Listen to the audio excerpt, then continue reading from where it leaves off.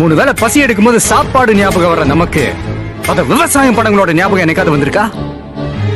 20 வருஷத்துக்கு முன்னால விவசாயம் பண்ணவன் இன்னைக்கு சிட்டில கோயில் வாசல்ல பிச்சை எடுக்கிறான், பாலத்துக்கு துணி துவைக்கிறான், சாக்கடாடுறான்.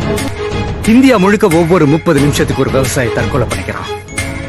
அவங்க குடும்பமே தெருவுக்கு வருது. இது கடந்த 10 வருஷமா நடந்துகிட்டு வருது.